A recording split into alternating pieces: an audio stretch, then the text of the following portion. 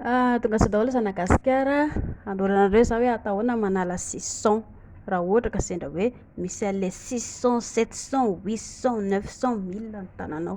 Mba alaintsika zany hoe ohatra hoe ity ilay 600 mipetraka amin'ny tendadrisika lapiso. Ho azavaiko aminareo fa maninona no lasa mivadika menamena ilay izy. Raha mitambatra mampatonga an'io.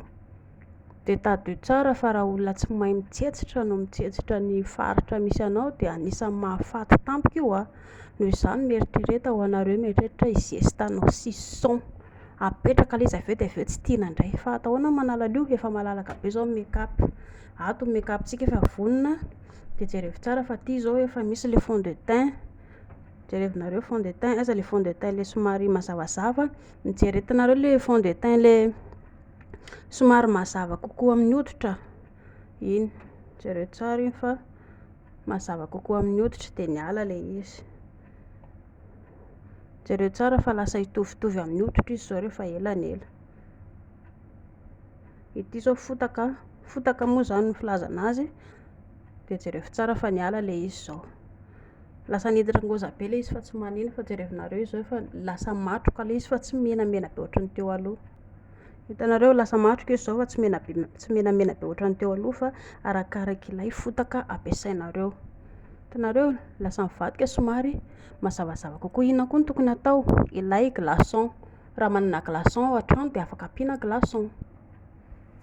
Aloha esorina aloha ity raha ohatra ka manana le glaçon de inona atao? Singana anankiray fotsiny fa maninona tsy maintsy hoe glaçon no atao. Ilay nazavaiko teo aloha teo satria tsy narahantsika. Raha avy ao amin'ny vatana no mitambatra de lasa mangana. Zay mampatonga le izy hoe ampiana glaçon eo de amin'izay lasa tsy mitambatra aingana le raha fa niala ilay marary. Ohatra jerevy tsara fa ny vazaha, ny olona mitamandroso rehefa voadona tonga de lasa mangana. Mitovy amin'izay ange le 600 fa antsika moa zany le mankafy be iny de ohatran'ny tsy mieritreritra le izy fa izay le izy de apetrapetraka eo amin'ilay faritra misy an'ilay 600 iny de afaka le izy. Inona koa zavatra hafa tokony atao?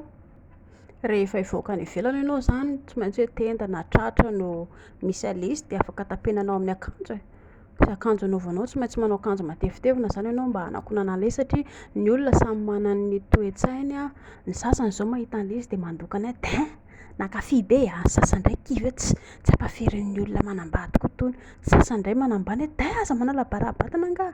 Hisorohana an'izay vavan'ny olona zay zany de tsara le izy mba hoe takonanao izay akanjo ary indrindra koa raha hoe any am-piasana any ianao mety hanahirana ny patron mety tsy ho tiany koa izay zavatra izay.